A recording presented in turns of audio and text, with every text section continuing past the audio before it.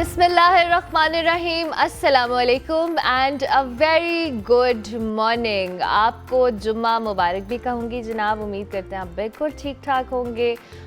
ईद उल अज़हा भी मुबारक हो और हज भी मुबारक हो। आज मुबारकबाद के बहुत सारे जो कह लें मौज़ूआत हैं हमारे पास। मैं हूँ अर्मिला हसन। उम्मीद करते हैं आप बिल्कुल ठीक होंगे और जो लोग ईद सेलिब्रेट कर रहे हैं उनको हमारी तरफ से, पब्लिक न्यूज़ की तरफ से, पूरी टीम की तरफ से ईद उल अज़हा बहुत बहुत मुबारक हो जी। और आज का दिन भी, उसके साथ साथ जो फ्राइडे का डे होता है, ज़ाहिर है उसकी अपनी बरकत और अहमियत होती है, लेकिन उसके साथ साथ जी हम आज हज से आगाज़ करेंगे। जैसे हम सब जानते हैं कि हज इस्लाम का अजीम तरीन इज्तिमा है और मुसलमानों के रूहानी इत्तेहाद का मज़र भी है, जहाँ दुनिया भर से आए लाखों फ़र्जंदाने तौहीद अल्लाह की बंदगी के जलवों में सरशार होते हैं। इस इज्तिमा की जो रूहानी बुलंदी है उसको खुतबा हज एक नई जहत भी अता करता है, जो महज चंद अल्फाज का मजमुआ नहीं है, बल्कि मिल्लत इस्लामिया के लिए पैगाम हिदायत है, नसीहत है और अमली रहनुमाई का ज़रिया भी है। इस साल भी जी मस्जिद नमरा में मस्जिदुल हराम के इमाम जो हैं शेख डॉक्टर साले बिन अब्दुल्ला बिन हमीद ने खुतबा हज देते हुए ईमान, तकवा, एहसान, सलाह रहमी, सब्र, शुक्र और दुश्मनों को माफ़ करने जैसी आला इस्लामी इक़दार को भी उजागर किया और उन्होंने शैतान को खुला दुश्मन करार देते हुए इससे बचने, अल्लाह ताला की इबादत और वादों की पासदारी से तहफ़्फ़ुज़ की अहमियत पर भी ज़ोर दिया। और साथ ही जो उम्मत मुस्लिमा है, हमारे फ़लस्तीनी बहन भाई हैं, उनके लिए भी बहुत सारी दुआएँ की गई। और आज जो है ईद उल अज़हा मनाई जा रही है तमाम तर खलीजी ममालिक के अंदर भी। और इसके साथ साथ आज हम अपने इस प्रोग्राम में आगाज़ भी इसी हवाले से करेंगे। ब्रीफली हम खुतबा हज के हवाले से भी थोड़ी सी बात करेंगे और उसके बाद फिर ईद उल अज़हा के हवाले से भी ज़ाहिर है हम गुफ्तगू को शामिल करेंगे। इसके लिए हमारे साथ फ़हद काज़मी साहब मौजूद हैं, उनको हम खुशामदीद कहेंगे। अस्सलाम वालेकुम जी। जी वालेकुम अस्सलाम। आपको हज मुबारक और साथ साथ ईद उल अज़हा की भी बहुत बहुत जी आप सबको, आपके प्लेटफॉर्म से जुड़े तमाम व्यूअर्स को भी बहुत ईद मुबारक पेशगी और हज की बहुत मुबारक। थैंक यू वेरी मच, खैर मुबारक। फ़हद साहब, कल खुतबा हज का हम अगर जिक्र करें, मैं थोड़ा सा चाहूँगी आप गुफ्तगू का आगाज़ इसकी इम्पोर्टेंस के हवाले से कीजिएगा। और कल ख़ास तौर पे जिस तरह से दुआएं मांगी गई फ़लस्तीनियों के लिए भी और वैसे भी पूरी दुनिया के अंदर कहीं ना कहीं हम मुख्तलिफ़ जगहों पे एक पैनिक की सी सूरत हाल तो देख ही रहे हैं।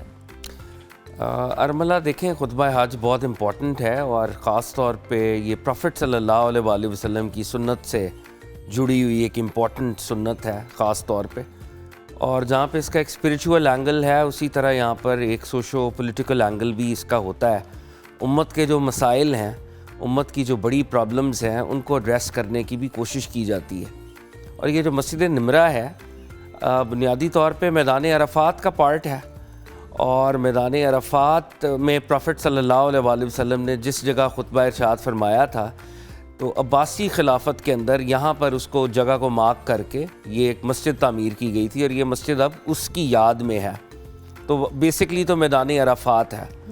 और अगर हम इमेजिन करें कि प्रॉफिट सल्लल्लाहु अलैहि वसल्लम ने जो एक ही हज आपने फरमाया था, 1,24,000 सहाबा मौजूद थे और आप अलैहिस्सलातु वस्सलाम ने असल में जो चार्टर ऑफ ह्यूमैनिटी दिया था, तो ये उस चार्टर ऑफ ह्यूमैनिटी को भी एक री एक्ो करने का एक ज़रिया है ये खुतबा।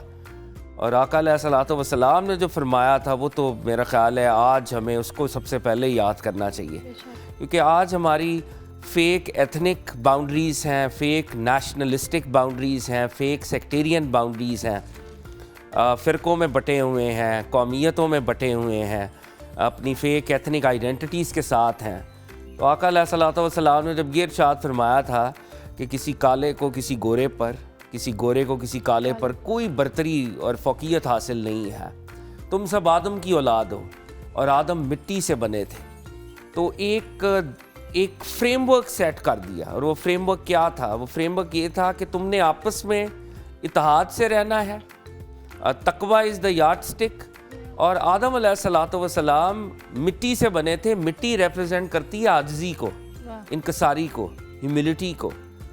तो आज उम्मत मुस्लिमा का जो सबसे बड़ा चैलेंज है वो लैक ऑफ यूनिटी है, लैक ऑफ कोहिसिवनेस है। और हम देखते हैं कि अरब वर्ल्ड, नॉन अरब्स, یہ لائنز اتنی زیادہ کیا کہیں پروناؤنسڈ ہو چکی ہیں, اور وہ کنٹریز جن کے پاس لیوریج ہے, جن کے پاس آپ کہیں دنیاوی طور کے اوپر ہوا ویل ٹو ڈو ویلدی, وہ کسی اور لائنز کے اوپر سوچتے ہیں. آپ نے یہ سنا ہوگا کہ آپ جو انٹرنیشنل ریلیشنز ہیں اس میں نیشنل انٹرسٹ پہلے ہے, قومی مفاد پہلے ہے, لیکن سرکار دو عالم صلی اللہ علیہ وآلہ وسلم جو ارشاد فرما رہے ہیں امت کا مفاد پہلے ہے. مسلمان امت واحدہ ہیں.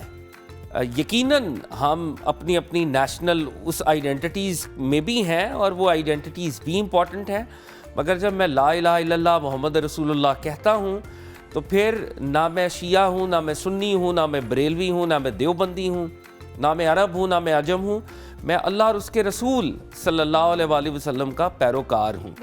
تو کل کا خطبہ بھی بہت ہی اچھے پرنسپلز کو ایڈوانس کیا گیا, ریمائنڈ کرایا گیا, اور آف کورس پیلسٹائن ایک ایشو ہے, امت کا امپورٹنٹ ایشو ہے.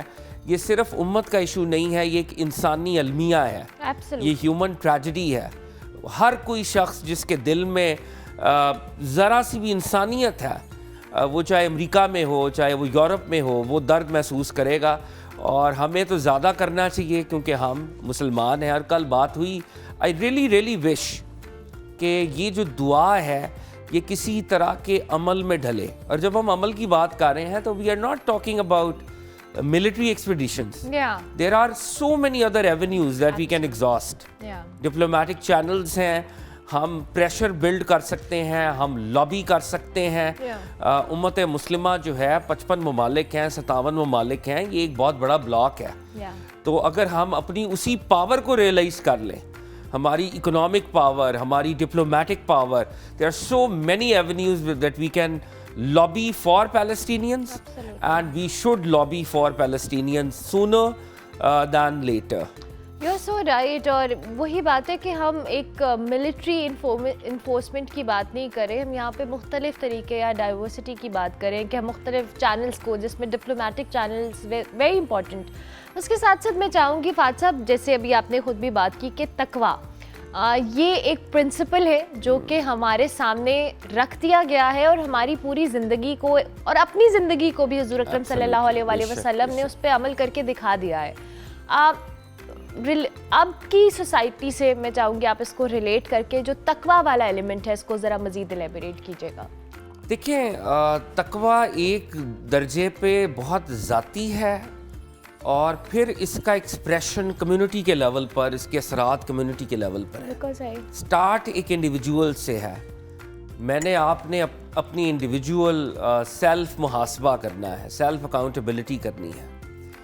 خدا میری زندگی کا کتنا امپورٹنٹ جز ہے آج, یہ سوال میں نے آپ نے پرسنلی کرنا ہے. بالکل صحیح. ہم اپنی زندگی میں 24/7 ایسے چلتے جا رہے ہیں, there is no pause, ہم رک نہیں رہے.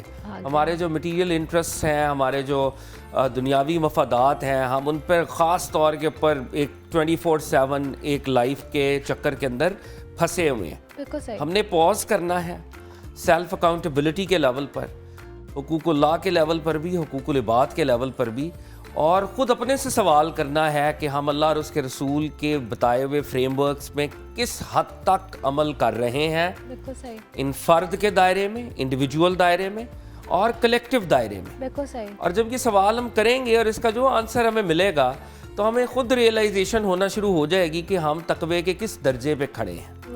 تقوی کے اندر نا 2 لیولز ہیں, ایک ہے پرہیزگاری, کچھ چیزوں سے ہم نے ڈیٹیچ ہونا ہے, اور ایک ہے نیکی, کچھ ڈیڈز ہم نے ہر وقت کرنی ہے. تو ایک پروگریسو اپروچ ہے, اور کہیں سے ہم نے ڈیٹیچ ہونا ہے. ڈیٹیچمنٹ اور پروگریشن کا ایک کمبینیشن ہے تقویٰ. تو یہ میں نے اور آپ نے خود سوال کرنا ہے, ہم کہاں کھڑے ہیں. بالکل صحیح. مجھے اللہ رب العزت رزق کے بے بہا وسائل دے رہا ہے, مجھے فیم مل رہا ہے, پرومیننس مل رہا ہے, مجھے بہت سی نعمتیں مل رہی ہیں, بلیسنگز مل رہی ہیں, اولاد کی نعمت, فیملی کی نعمت, سو آن اینڈ سو فورتھ. شکر گزاری کتنی ہے, گریٹیٹیوڈ کتنا ہے, جو طبقے پسے ہوئے ہیں ان کے ساتھ میں کس درجے پہ کھڑا ہوں, ہیو ناٹس کے ساتھ میرا کیا رویہ ہے, میرا اخلاق, سب چیزیں. مجھے آپ کی بات سے، میں اگلے دن حضرت علی حجویری کو پڑھ رہا تھا تو ہی واز کوٹنگ امام محمد الباقر، بہت بڑی پرسنالٹی، امام حسین کے پوتے اور عالم اسلام کے ایک بہت بڑے اسکالر، لیومنری. تو ان سے کسی نے اسپریچوالٹی کے بارے میں پوچھا تو آپ نے فرمایا اسپریچوالٹی یہ ہے جس کا اخلاق سب سے بہترین ہے وہی سب سے زیادہ اسپریچول اور روحانی آدمی ہے. اگر آپ کا اخلاق اچھا نہیں ہے، آپ خوش خلق نہیں ہیں، تو آپ روحانی آدمی نہیں ہیں. تو یہ جو تقوی کی بحث ہے، ایک لیول کے اوپر ہم بڑے سوفسٹیکیٹڈ لیول پہ بھی اس کو کر سکتے ہیں اور ایک بڑے سمپل لیول پہ بھی کر سکتے ہیں. اپنے اخلاق کے بارے میں بتاؤ، خوش خلق کتنے ہو. امام محمد الباقر سے داتا صاحب نے لائٹ لیتے ہوئے یہ فرمایا کہ خوش خلقی دو طرح کی ہے، ایک تو رب تعالیٰ کی طرف اور ایک رب کی مخلوق کی طرف. آپ جب رب تعالیٰ کی طرف آپ کا پرسپیکٹیو ہے تو اللہ کی جو تقدیر ہے، آپ اس تقدیر سے کتنا راضی رہتے ہیں، کتنا کم شکوہ کرتے ہیں. کیونکہ ہم ہر دفعہ اللہ کو شکوہ ہی کر رہے ہوتے ہیں، شکوہ ہی ہے ہماری طرف سے تو شکوہ ہی ہے، استغفر اللہ. اور مخلوق کے ساتھ خوش خلقی یہ ہے کہ ہم نے آل مائٹی اللہ کی بنائی ہوئی مخلوق کے برڈن کو ٹالریٹ کرنا ہے. کچھ بندے ایسے ہوں گے ہماری زندگی میں جو ہمیں اچھے نہیں لگیں گے، کسی کی نعوذ باللہ ہمیں شکل اچھی نہیں لگتی، کسی کی بات کرنے کا سٹائل اچھا نہیں لگتا، کسی کے کوئی بلیف سسٹم سے ہمیں مسئلہ ہے. لیکن اگر ہم یہ سمجھ لیں کہ یہ اللہ کی مخلوق ہے، اس کی بنائی ہوئی چیز ہے، اس کے ایک درجے پہ ڈسکلوجر ہے، مینیفیسٹیشن ہے، تو اس کو ٹالریٹ کرنا شروع کریں، اس کو ایک کو ایگزسٹنس کے لیول پہ آ جائیں، تو پھر آپ کا جو اخلاق ہے وہ ایک درجے پہ جائے گا. اور یہ تقوی ہی کی ساری ڈائمینشنز ہیں، رب تعالیٰ کی طرف اور رب کی مخلوق کی طرف. یہ کو ایگزسٹنس کی جو آپ نے ٹرم استعمال کیا ہے with time I think Fatima صاحب یہ کو ایگزسٹنس والا معاملہ جو ہے یہ ہمارے انڈیویجول لیول کے ساتھ ہم اپنے ویسے بھی ایک براڈر پرسپیکٹیو میں بھی دیکھیں تو ہمارے اندر برداشت نہیں ہے. ہم کو ایگزسٹنس والے کانسیپٹ سے بہت دور چلے گئے ہیں. We don't even realise. اور آپ نے یہ بات جو کی نا کہ ہم اللہ تعالیٰ کی مخلوق کے ساتھ اگر ہم یہ اپنے دماغ میں رکھ لیں، وی ڈونٹ ریئلائز کہ ہم ایز اے ہیومن کتنی بڑی بڑی باتیں کر دیتے ہیں اور اس کا خدا نہ خواستہ کہیں نہ کہیں اللہ ناراض بھی ہو سکتا ہے، آپ کے آگے بھی آ سکتا ہے. اور بہت دفعہ ایسا ہوتا بھی ہے کہ ایک چھوٹی سی بات پہ کوئی چیز فوراً آپ کو کاؤنٹر کر دیتی ہے. سو یہ جو کو ایگزسٹنس کا کانسیپٹ ہے براڈر پرسپیکٹیو میں، اگر میں دنیا میں بھی بات کروں، how do you see in coming years اور مے بی منتھس کہ ہم کس طرف کس ڈائریکشن کے اندر جا رہے ہیں اس معاملے کو لے کے؟ دیکھیے دنیا تو اس وقت کو ایگزسٹنس سے نا بہت دور نکل گئی ہے. دنیا میں پرنسپلز آف کو ایگزسٹنس کی بات تو ہوتی ہے، مگر ریالٹی میں وہ جس کو کہتے ہیں نا ریال پالیٹکس کے جو پرنسپلز ہیں وہ بالکل انڈیویجولزم کے اوپر آ گئے.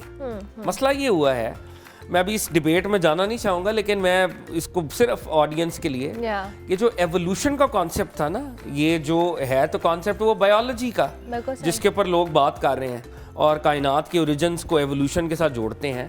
اس کی ایک سوشولوجیکل ڈائمینشن ہے، سماجی ڈائمینشن. جب آپ ایوولوشن کی تھیری کو سماج کے اندر لے کے آتے ہیں تو ایک سینس آف کمپٹیشن پیدا ہوتا ہے کہ میرا ایوالو ہونا، میرا ارتقاء کمپٹیشن کے اوپر ڈیپینڈ کر رہا ہے. تو جب سماج کے اندر آتا ہے اور میں کمپٹیشن میں آتا ہوں، میں دنیا کو کہتا ہوں کہ میری ترقی کمپٹیشن پر بیس کرتی ہے، انڈیویجول لیول پر بھی، نیشنل سطح پر بھی. تو وہ جو کمپٹیشن کی اسپرٹ ہے وہ کو ایگزسٹنس کے بالکل خلاف کھڑی ہے. مذہب جو ہے نا وہ ایثار کی بات کر رہا ہے، سیکریفائس، قربانی، اپنے مفاد کو چھوڑ دو، کمیونٹی کے مفاد کو سوچو، گروہ کے، امت کے، انسانیت کے. مذہب ان فریم ورکس میں بات کر رہا ہے. مگر وہ جو ایوولوشن والا فریم ورک ہے جو سماج میں آتا ہے، جس کو ہم سوشیولوجیکل ایوولوشن کہتے ہیں یا سوشیولوجیکل ڈارونزم کہتے ہیں، وہ کہتا ہے کمپیٹ کرو. کمپیٹ میں، کمپٹیشن میں ترقی ہے. تو مذہب کے فریم ورک میں کلیکٹیو گڈ ول کی بات ہوتی ہے اور ان فریم ورکس کے اندر انڈیویجول گڈ ول کی بات ہو رہی ہے. تو جو سوسائٹیز انڈیویجولزم پہ کھڑی ہیں، جب وہ نیشن سٹیٹس میں ڈیولپ ہوتی ہیں، وہ قومی ریاستیں بنتی ہیں، تو وہ صرف اپنی ریاست کا سوچیں گی. وہ کہیں گی کہ جی غزہ بھی ہم اس پہ بھی قبضہ کر لیں، ہم ویسٹ بینک پہ بھی قبضہ کر لیں، ہم یہاں پہ بھی اپنی سیٹلر کالونیز بنا لیں. کیونکہ ہمارا جو اورینٹیشن ہے ہماری، وہ انڈیویجولزم کے اوپر ہے. ہم اپنی قوم کا سوچ رہے ہیں، دیگر قوموں کا نہیں سوچ رہے. تو دنیا بھر میں انفارچونیٹلی انڈیویجولزم کی اسپرٹ ہے جو کہ ریلیجس اسپرٹ سے, اور میں صرف اسلام کی بات نہیں کر رہا, میں کہہ رہا ہوں وسیع تر تناظر میں بالکل ٹھیک ہے, ہر مذہب کی اسپرٹ کے وہ خلاف ہیں. تو آپ یہ دیکھیں گے کہ جرمنز اپنے انٹرسٹ کی بات کر رہے ہیں, فرینچ اپنے انٹرسٹ کی بات کر رہے ہیں, یوکرین والے اپنے انٹرسٹ کی بات کر رہے ہیں, رشینز اپنے انٹرسٹ کی بات کر رہے ہیں. اسی طرح گلف اسٹیٹس والے کہتے ہیں کہ بھائی اگر ہمارا ٹریڈ کا انٹرسٹ ہندوستان کے ساتھ پورا ہوتا ہے تو اسلامک امہ جائے, پھر ہم ہندوستان کے ساتھ ٹریڈ کرتے ہیں کیونکہ بڑی اکانومی ہے. تو ہم امت کے درجے پہ نہیں سوچ پا رہے. تو اس وقت انڈیویجول انٹرسٹ ہیں جہاں پر ہمارے انٹرسٹ سیٹسفائی ہوتے ہیں, ہم ادھر جاتے ہیں. اینڈ ون وے اور دی ادر کو ایگزسٹنس ایک ڈریم ہے. آئی ہوپ کہ یہ ڈریم فلی کبھی ہم ریئلائز کر سکیں. اللہ کرے, آمین. Thank you very much Fahad صاحب, بہت شکریہ کہ آپ تشریف لائے. فہد علی کاظمی ہمارے ساتھ موجود تھے. جی خطبہ حج سے ہم نے اوور آل ایک براڈر پرسپیکٹو میں بات کی, کو ایگزسٹنس والے معاملے کو بھی فہد صاحب نے بڑے بہتر انداز میں ایکسپلین کیا. مجھے ایک بریک لینی ہے, بریک کے بعد واپس آئیں گے.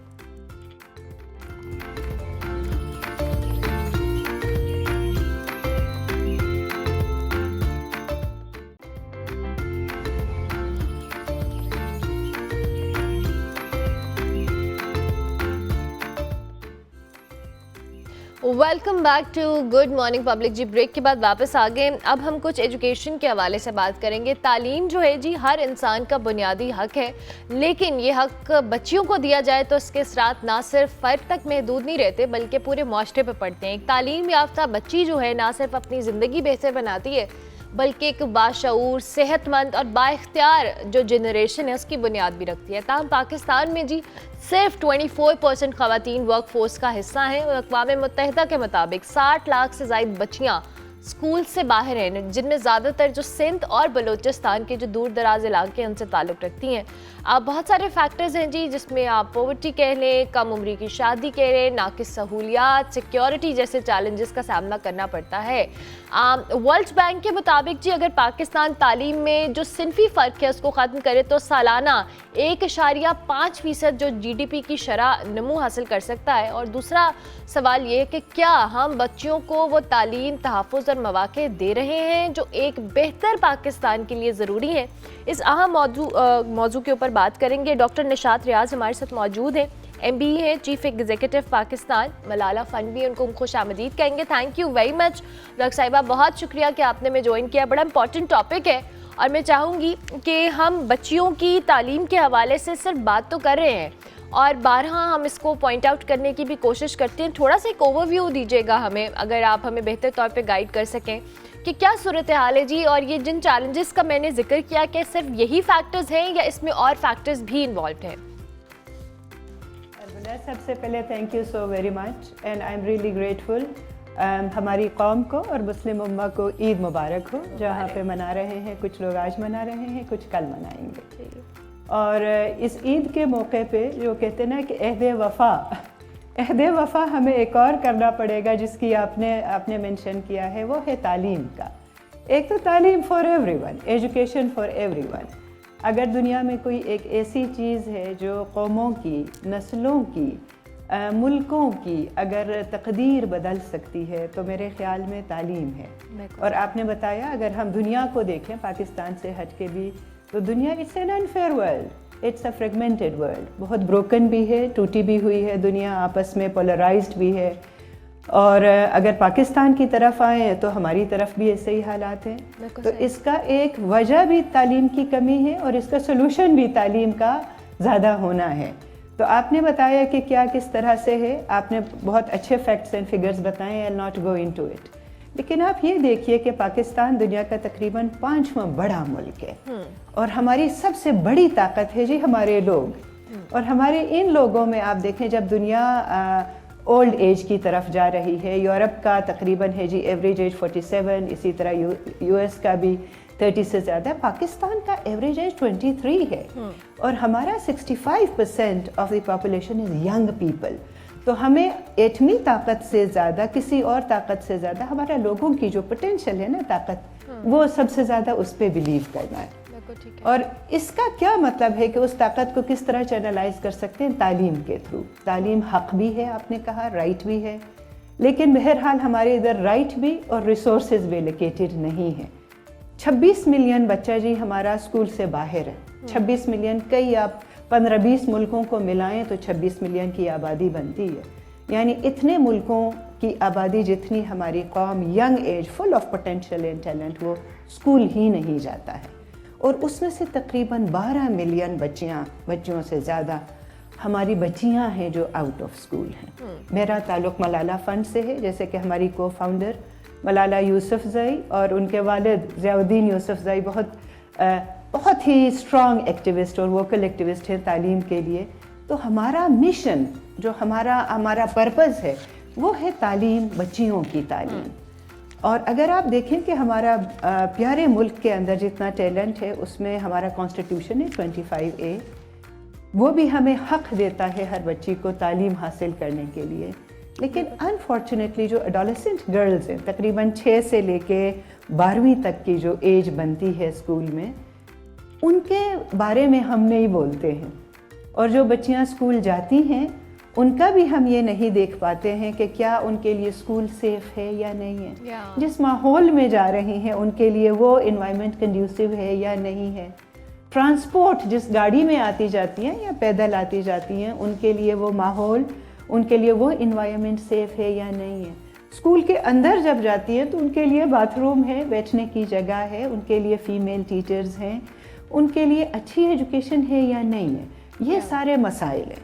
हमारा काम असल में है कि मसाइल का इदराक करना, लेकिन उनके सलूशन की तरफ जाना। और हमारा मलाला फ़ंड में ये बिलीव है और हमारा यकीन है और हमारी उम्मीद भी ये है कि मसाइल तो हैं, लेकिन बच्ची को और बच्ची की तालीम नादाने को मसला समझने की बजाय बच्ची को इस मसले का हल बनाएं। वो खुद हल भी बताएगी और इस सलूशन का हिस्सा भी बनेगी। तो बहरहाल इंशाल्लाह आपसे और बात होती रहेगी। आपने मेरा जज्बा तो देख ही लिया होगा। You are coming from a village myself, बहुत सारी बच्चियों की तरह जो हमारा ताकत ईमान है वो तालीम के ऊपर है और वो हमारी जिद्दोजहद भी है। डेफिनेटली डॉक्टर साहिबा, आई एम रियली ग्लैड कि आपका जो इंथुजियाज्म है towards this topic and this effort definitely commendable है। अच्छा डॉक्टर साहिबा, ये जो भी आपने बात की कि हम सिर्फ एजुकेशन तक लिमिटेड नहीं कर सकते, हमारे यहाँ बच्चियों को और भी बहुत चैलेंजेस है, और आपने बहुत बेहतर अंदाज में इनको पॉइंट आउट किया कि जो उनके कम्यूट करने से लेकर उनको फैसिलिटेट करना जहाँ वो ले रही हैं, और क्वालिटी एजुकेशन। मैंने सिंध और बलूचिस्तान के दूर दराज इलाकों का जिक्र किया, मैं चाहूँगी आप इस हवाले से भी बताइएगा, क्या सिर्फ इन्हीं इलाकों में बच्चों की एजुकेशन रिलेटेड जो इश्यूज़ हैं या नहीं, हम और इलाकों को भी कहीं ना कहीं नज़रअंदाज कर देते हैं, और जहाँ पर मेजर सिटीज़ में भी जो एजुकेशन मिल रही है उसमें क्या ये मसाइल कम हैं या उतने ही हैं जितना हम दूर दराज इलाकों में एक्सपीरियंस कर रहे हैं? Thank you Armala, thank you Armala. देखिए, पाकिस्तान को अल्लाह ने एक डाइवर्स मुल्क बनाया, बहुत बड़ा मुल्क भी है और डाइवर्सिटी हमारी स्ट्रेंथ भी है। हमारा हर सूबा बाकी दुनिया के बहुत सारे मुल्कों जितना बड़ा भी है, और हमारी खूबसूरती, हमारी लैंग्वेजेस, तकरीबन हर 10 किलोमीटर पे हमारी लैंग्वेज चेंज होती है, हमारा कल्चर चेंज होता है, और ये हमारी स्ट्रेंथ है, खूबसूरती है। आपने बात तकरीबन मेरा ख्याल है गालिबन की रूरल वर्सेस अर्बन की। तो पहला दुख का ये अलमिया है कि पाकिस्तान, अक्रॉस पाकिस्तान बच्चियों को उनका हक़ भी नहीं मिल रहा तालीम के हवाले से, और वसाइल भी नहीं मिल रहे। सबसे इसका जो एक आम और बेसिक इंडिकेटर है, आप देखें जी, allocation of funds in budgets. हमारी इंशाल्लाह अरबाब इख्तियार और हुकूमत अभी अगले हफ्ते के अंदर बजट्स एलोकेट करेगी, अनाउंस भी करेगी। तो दुनिया में कहते हैं कि कम अज़ कम 5% GDP का और बजट का हिस्सा होना चाहिए तालीम के लिए। हमारा 2% फेडरल में, बेयरली 2%, और बाकी लेस देन 4% बाकी प्रोविंसेस के अंदर जाता है गर्ल्स एजुकेशन के लिए। इसका क्या मतलब है? जब हम वसाइल नहीं देंगे, जब हम हकूक़ नहीं देंगे, तो सिर्फ अर्बन एरियाज़, रूरल एरियाज़ की तरफ नहीं, अर्बन में भी इसका असर होगा। अब वो बच्ची जो मुरीदके में है, जो खुशदार में है, जो लोरालाई में है, जो चित्राल में है, और बाकी रूरल एरियाज़ में, उसके लिए मसाइल थोड़े से ज़्यादा हैं, इसलिए कि उसका घर स्कूल से दूर है, इसलिए कि उसके लिए वो टीचर्स अवेलेबल नहीं है, इसलिए कि उसने जो सफ़र तय करना है स्कूल से घर तक और घर से स्कूल तक का, और जो इन माहौल उसे मिल रहा है, उसके बहन, उसके भाई, उसके वालिद, उसका माहौल। रूरल एरियाज़ के अंदर हमारा माइंडसेट वो सारे चैलेंजेस रूरल एरियाज़ में हमारी जो ज़िंदगी, गांव की ज़िंदगी होती है, वो थोड़ी ज़्यादा मुश्किल होती है। इसका मतलब ये नहीं कि अर्बन एरियाज़ में हर बच्ची के लिए आसान है। इस्लामाबाद से जी मैं बोल रही हूँ, इस्लामाबाद कैपिटल है। इस्लामाबाद में भी, रूरल इस्लामाबाद में बहुत सारे ऐसे एरियाज़ है, बारको है, सिहाला है, जहाँ पे मैं रहती हूँ, जहाँ पे अभी भी बहुत सारी बच्चियाँ आउट ऑफ स्कूल है। अभी तो हम उन बच्चों की बात ही नहीं कर रहे जो स्कूल जाती हैं और उनको वो वसाइल नहीं मिलते जो एक अच्छी बच्ची को क्वालिटी, सेफ, कंफर्टेबल एजुकेशन मिलनी चाहिए। दुनिया तो बात करती है कि जॉयफुल लर्निंग होनी चाहिए, सिर्फ सेफ नहीं। एक बच्चा या बच्ची जब स्कूल जाए, किसी भी तालीमी मैदान में या इदारे के अंदर जाए, तो उसके लिए सिर्फ सेफ्टी ज़रूरी नहीं है, कंफर्ट ज़रूरी नहीं, उसके लिए एक जॉयफुल लर्निंग स्पेस होना चाहिए। तो वो जॉयफुल लर्निंग स्पेस तो दूर की बात है, हमारा सेफ स्पेस, हमारा क्वालिटी स्पेस अर्बन में भी सैडली नहीं है।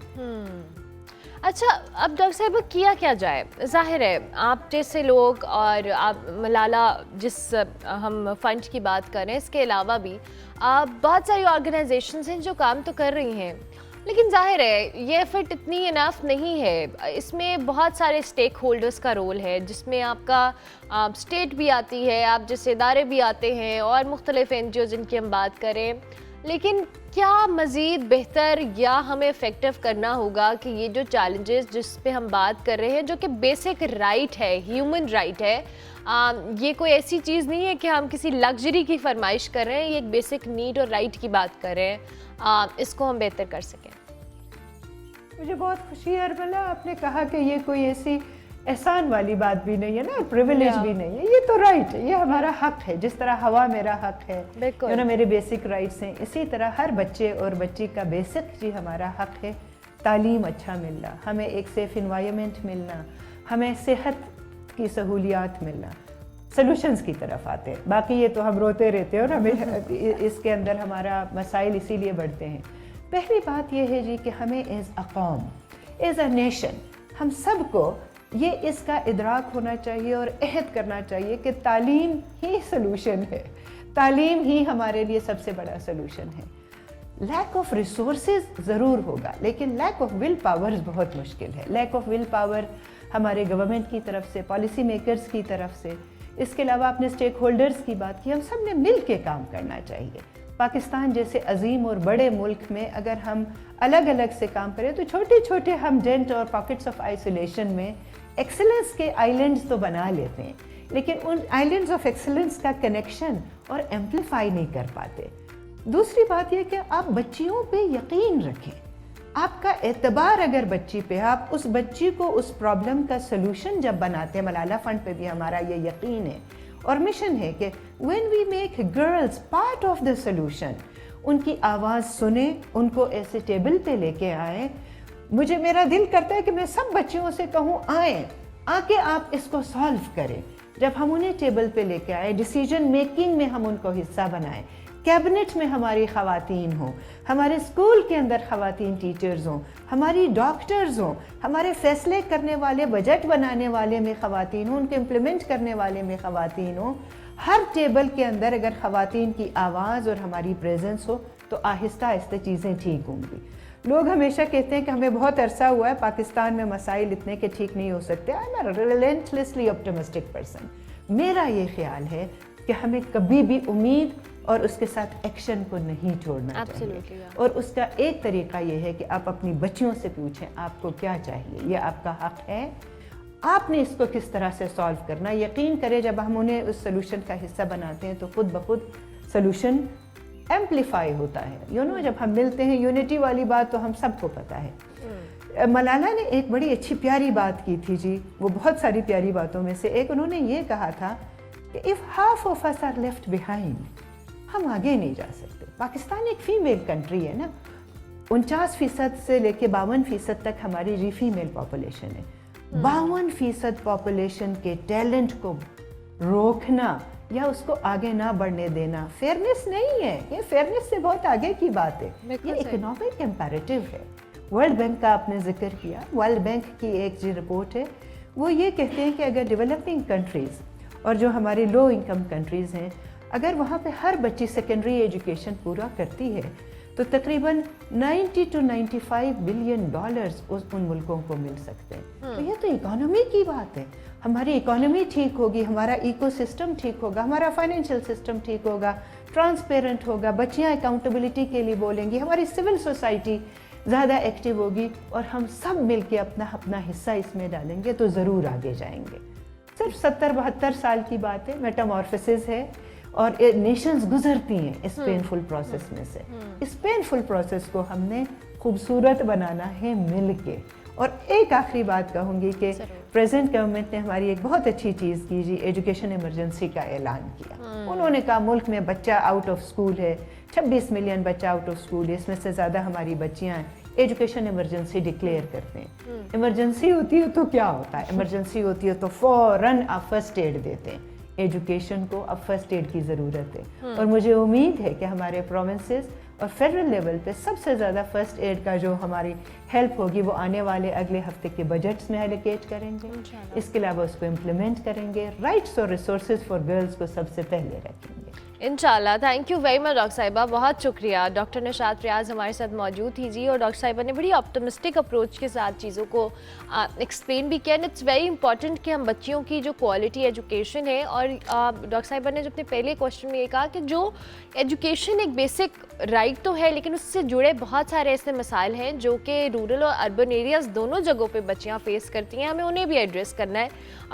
तो उम्मीद करते हैं कि जी, और वही बात है कि कहत की बात है, इस पर कोशिश कर सकते हैं हर कोई अपने तौर पर। और स्टेट में आई होप कि ये जो एजुकेशन बजट जिसका जिक्र कर रही हैं डॉक्टर साहिबा, या आइंदा जब अनाउंस होगा तो उसमें बेहतरी भी आएगी और बच्चों की एजुकेशन के हवाले से तो ख़ास तौर पे काम किया जाएगा। हम ब्रेक लेंगे, ब्रेक के बाद वापस आएंगे।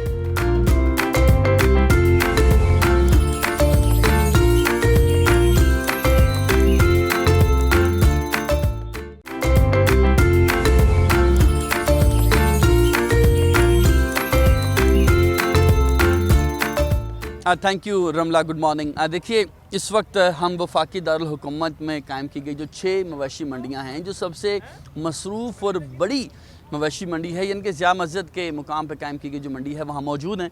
और आपको हम दिखा सकते हैं सबसे पहले कि कितना बड़ा यहाँ पर जो एरिया है मुख्तस किया गया है। तमाम तर छोटे बड़े जो जानवर हैं उनको अलग अलग जो जगहें हैं वहाँ पर रखा गया है, ताकि जो आने वाले ख़रीदार हैं वो अपनी पसंद के मुताबिक ही मुख्तलिफ़ जगहों को विज़िट कर सकें और ख़रीदारी कर सकें। लेकिन हमने जिन ज़्यादातर लोगों से बात की, उनकी जब से ये शिकवा किया जा रहा होता है कि जी रेट ज़्यादा है, लेकिन उसके बावजूद चंद लोग ऐसे हैं जो इस सूरत हाल में भी जानवर ख़रीदने में कामयाब हो चुके हैं। उनसे हमने बात करनी है।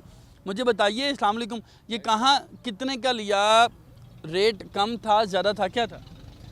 वालेकुम सलाम। इसका रेट तो काफ़ी ज़्यादा था, लेकिन हमने इसका कम करा के लिए। इसका ये 340 मांग रहा था। हमने थोड़ी ज़िद बहस करके तो पहले 260 पे आया, इसी तरह के नीचे आके हमने 2.5 पे फाइनल कर दिया। वेड़ा मार्केट से चौगा है, दोंदा वेड़ा है, यहीं से पीछे से लिया है।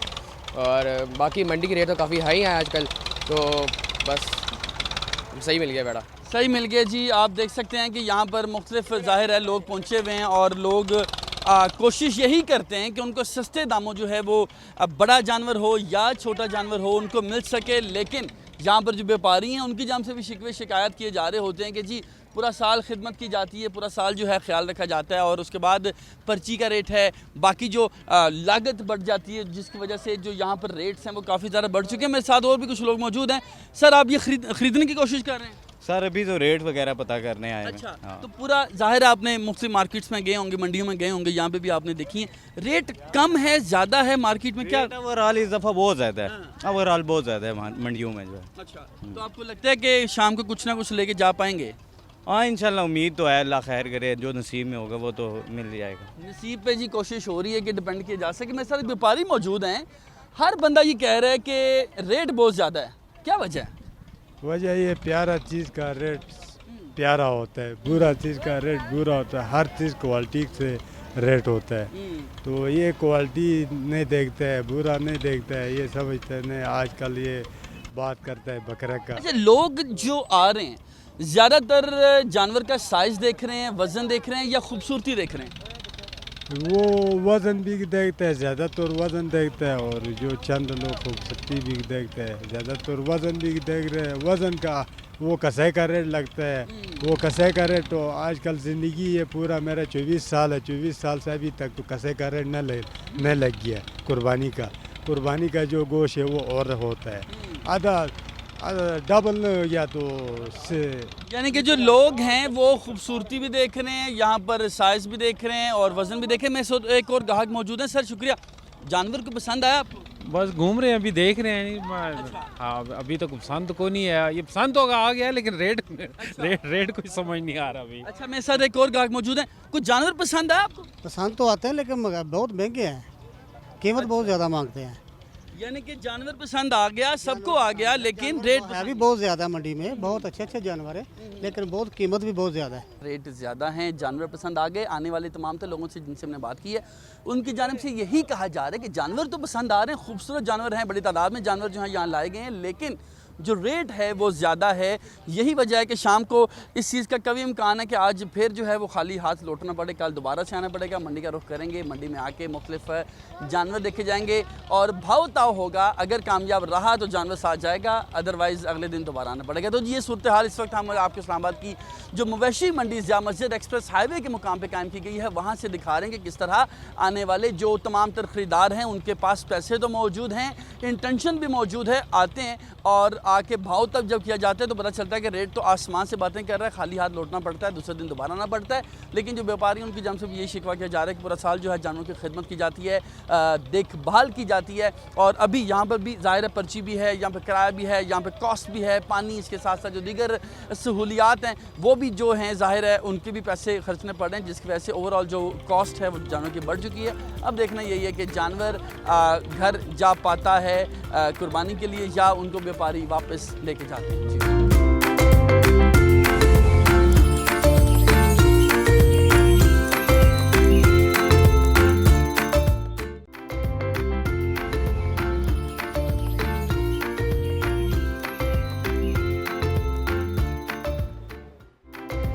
Welcome back to good morning public. जी, ब्रेक के बाद वापस आ चुके हैं। आपको पता है ईद उल अज़हा आ चुकी है, बल्कि इनफैक्ट कल है और आज से छुट्टियों का आगाज़ भी हो चुका है। जो लोग शहर से बाहर रहते हैं, गांव जाते हैं, अपने आबाई इलाकों जाते हैं, वहां पर जो जाने का सिलसिला है वो भी शुरू हो गया है। लेकिन बस अड्डों और रेलवे स्टेशन के ऊपर क्या सूरत हाल है? महदूद नशिस्तें हैं, ट्रांसपोर्ट की किल्लत है, किस तरह की फ़ैसिलिटीज़ हैं? इस हवाले से हमारे नुमाइंदगान हमें दोनों शहरों से ज्वाइन कर रहे हैं। इस्लामाबाद से कराची से हमारे साथ मुजम्मिल फ़िरोज़ी होंगे और लाहौर से हमारे साथ सुलेमान चौधरी होंगे। आप दोनों का बहुत शुक्रिया कि आप लोगों ने हमें ज्वाइन किया। सबसे पहले हम ज़रा कराची का रुख करते हैं, मुजम्मिल फ़िरोज़ी की जानिब। मुजम्मिल, हमें बताइएगा क्या सूरत हाल है? जी, अब ज़ाहिर है ईद उल अज़हा आ जाती है और उसमें जब लोगों ने जाना होता है तो उनके चैलेंजेस अपनी जगह पे मौजूद होते हैं, क्योंकि अब सख्त गर्मी भी है, लोगों ने जाना भी है। क्या सूरत हाल है? जी बिल्कुल अर्मला, हर साल की तरह इस साल भी जब भी कोई भी त्यौहार आता है तो ये सबसे बड़ा मसला बन जाता है शहर कराची में कि जो लोग अपने आबाई इलाकों में जा रहे होते हैं उनको मुश्किलात का सामना करना पड़ता है। इस वक्त भी हम मौजूद हैं अलासिफ स्क्वायर पे, क्योंकि शहर भर में जो पहले बस अड्डे थे वो ख़त्म कर दिए गए। अब जो बस अड्डा है वो मेक अड्डा बना दिया गया है, वो अलासिफ स्क्वायर सराबकोट पर है, हम वहीं पर मौजूद हैं। इसके अलावा भी शहर कराची में बहुत से छोटे छोटे अड्डे चल रहे हैं। चक्राकोट पर है, कईयोबाद पे है, बिलाल कॉलोनी में है, न्यू कराची में है, जहाँ से लोग जा रहे हैं, मगर वो बड़ी कम तादाद में। जो मेन अड्डा था लकी स्टार सदर पे के पास वो ख़त्म कर दिया गया है, अब यहाँ पर है। इस वक्त जो है अगर हम बात करें किरायों की तो किराया जो है वो 1000 रुपये से लेकर 2500 रुपये तक किराए में इजाफा हुआ है। अगर हम सिर्फ हैदराबाद की बात कर लें, जो यहाँ से जो कार में अगर एक आदमी जाता था हैदराबाद तक तो वो 800 से 1000 रुपये देता था, लेकिन इस आज जो है जब हमारी सुबह बात हुई है तो 1500 से 2500 रुपये चार्ज कर रहे हैं वो लोग। इस तरह का लड़काने का किराया जो है आम दिनों में 2500 से 3000 रुपये होता था, लेकिन इस वक्त जो है 4500 से 5500 रुपये तक चार्ज किया जा रहा है। ये तमाम सूरत हाल है कि जब हमारी हवाले से बात हुई ट्रांसपोर्टर से, तो ट्रांसपोर्टर का कहना यही है कि पहले जब हम सदर के बीचों बीच हमारा अड्डा था तो हम वहाँ से मुसाफिरों को उठाते थे तो हमारा किराया कम बनता था। अब क्योंकि हमें मुसाफिरों को शटल के ज़रिए पहले अलासिफ स्क्वायर लाना पड़ता है, शटल चलती है रक्शे के ज़रिए, तो वो भी किराया जो है ट्रांसपोर्टर्स को बर्दाश्त करना पड़ता है। इस वजह से जो है किराया बढ़ जाता है। दूसरी वजह ये कि जो इंटीरियर से गाड़ी आ रही होती है वो खाली आ रही होती है, क्योंकि इस वक्त जाते वक्त तो भरी भी आती है लेकिन आते वक्त गाड़ियाँ बिल्कुल खाली आती हैं, जिसकी वजह से ट्रांसपोर्टर्स को नुकसान उठाना पड़ता है। यही वजह है कि जब कराची से गाड़ियाँ जा रही होती है तो उसका किराया थोड़ा ज़्यादा चार्ज करते हैं, क्योंकि उससे फ़ायदा ये होता है कि जो गाड़ी खाली आ रही है उसका किराया जो है वो कम बराबर हो जाता है। अब यहाँ पर जो शहरी जा रहे होते हैं वो यही शिकवा कर रहे होते हैं, भाई हमसे किराया ज़्यादा लिया रहा है। वो ये नहीं सोच रहे होते कि जो गाड़ी वहाँ से खाली आ रही है वो भी तो वो उसका किराया नुकसान को बर्दाश्त करेगा। और दूसरी वजह यही मैंने आपको बताई कि जो अल आसिफ स्क्वायर पर जो था बनाए गए अड्डे, अब जो शहर भर से लोग यहाँ पर पहुँचते हैं, जो टिकट की बुकिंग करवाते हैं, वो भी जो है उनको शटल के ज़रिए यहाँ पहुँचाया जाता है, जिसकी वजह से जो है वो किराया ज़्यादा हो रहा है। आज जो हम आपको बता रहे हैं कि आज आखिरी दिन है, आज ज़्यादा से ज़्यादा लोग जो है कोशिश करेंगे अपने घरों पर जाएँ, तो इस वक्त जो है अल आसिफ स्क्वायर पे सुबह से रश देखने में आ रहा है और शाम तक जो है रश जारी रहेगा, क्योंकि लोगों की कोशिश हुई कल नमाज ईद से पहले जो है वो अपने प्यारों के साथ ईद मनाने के लिए पहुँच जाएँ। ठीक हो गया, ठीक हो गया। Thank you very much Muzammil, आप हमारे साथ ही मौजूद रहिएगा। सलमान का रुख भी करेंगे जो कि लाहौर से हमें ज्वाइन करे। सलमान, आप कहाँ पे मौजूद हैं? और जैसे मुजम्मिल ने हमें बताया किराए ज़्यादा हैं और फिर सारे ट्रांसपोर्टर्स के अपने इशूज़ हैं, लाहौर की क्या सूरत हाल है? जी बिल्कुल, ईद उल अज़हा की बात की जाए तो आज से सरकारी छुट्टियां जो है वो उनका आगाज़ हो गया, लेकिन जो परदेसी लाहौर में काम करने आए थे उनकी जो वापसी का सिलसिला है वो गुज़श्ता दिनों से देखा गया है कि 2 से 3 दिन से लोग जो है अपने आबाई इलाकों में अपने घर वालों के साथ ईद मनाने के लिए जा रहे हैं। मैं इस वक्त मौजूद हूँ लाहौर के सबसे बड़े जो लारी अड्डा बदामी बाग है, यहाँ पर लोगों का जमे गफ़ीर है। लोग बहुत बड़ी तादाद में अपने जो आबाई इलाकों में यहाँ से रुख कर रहे हैं।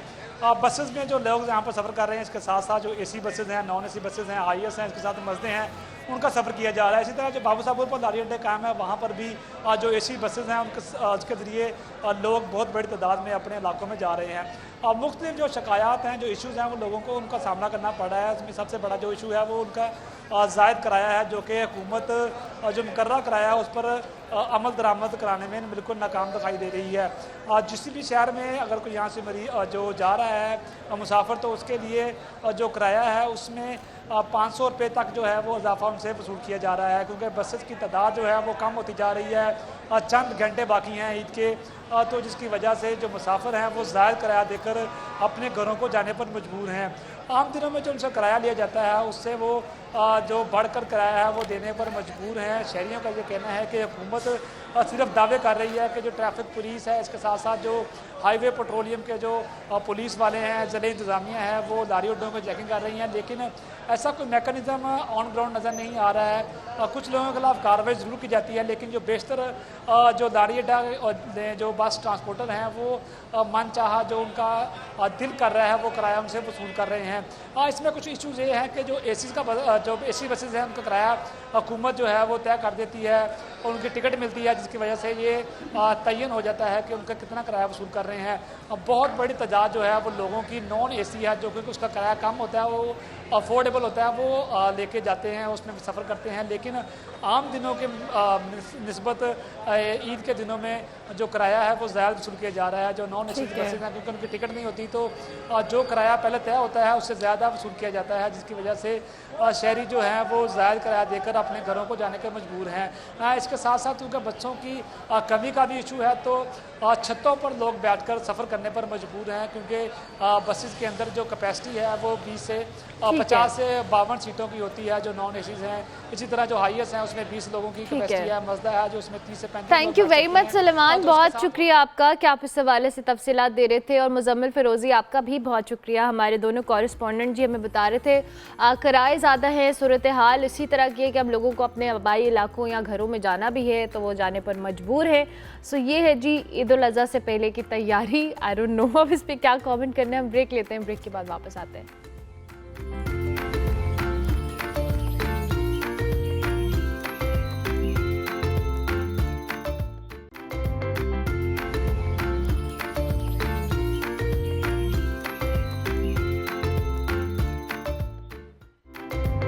Welcome back to good morning public जी। हम ब्रेक के बाद वापस आ गए। वैसे तो जब हम हर बार सेलिब्रेट कर रहे होते हैं, क्रिकेट की जो बात हो रही होती है, हम रोज़ क्रिकेट पे बात कर रहे होते हैं, और पिछले कोई 4-5 दिन से मुझे लग रहा है हम सिर्फ वेट लिफ्टिंग की बात कर रहे हैं। पहले सिबिल हमारे पास आई, फिर कल गुजरांवाला से जो वेट लिफ्टर्स थे वो हमारे पास आए, और आज एक और जो कि कॉम्बो हमारे पास मौजूद है वेट लिफ्टिंग को लेकर, और आपको हम Asian masters weightlifting championship का जहां हम जिक्र कर रहे हैं वहां पाकिस्तानी ख़वातीन बिल्कुल कम नहीं है, और ये बार बार हम आपको बता रहे हैं। कतर के शहर दोहा में जी ये चैम्पियनशिप हुई जिसमें पाकिस्तानी ख़वातीन ने ज़बरदस्त कारकर्दगी का मुजाहरा किया। 3 पाकिस्तानी ख़वातीन की हम बात करें जिन्होंने मुख्तलिफ जो तमग़े अपने नाम किए, और सिबिल का मैंने जिक्र किया, लेकिन आज बाकी 2 हमारे साथ मौजूद हैं, नादिया मकसूद और नीलम रियाज। नादिया मकसूद ने जी Asian masters weightlifting championship में 87 किलोग्राम कैटेगरी में जो कि मेडल जीता है, और उसके साथ साथ जो नीलम रियाज है इन्होंने 76 किलोग्राम कैटेगरी में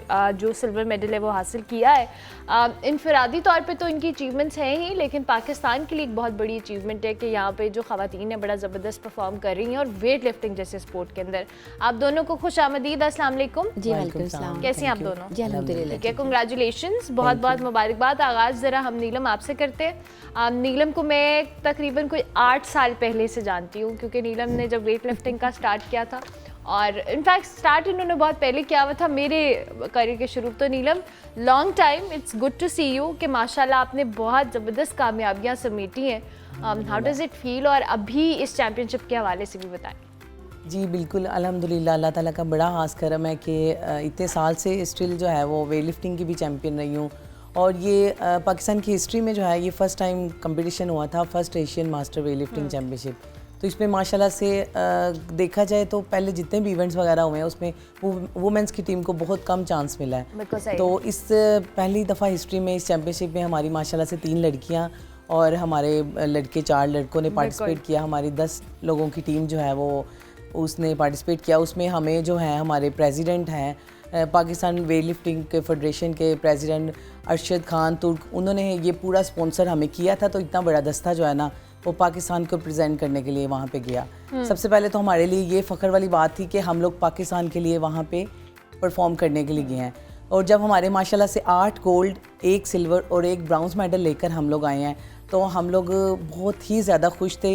और जब हमारा वहाँ पे फ्लैग पाकिस्तान का सबसे ऊपर हम देखते थे तो हम लोगों को फ़ख्र महसूस होता था कि अल्हम्दुलिल्लाह कि हम लोग यहाँ पे अपना बेस्ट दे के जा रहे हैं। उसके अलावा माशाल्लाह से 76 में मैंने पार्टिसिपेट किया था।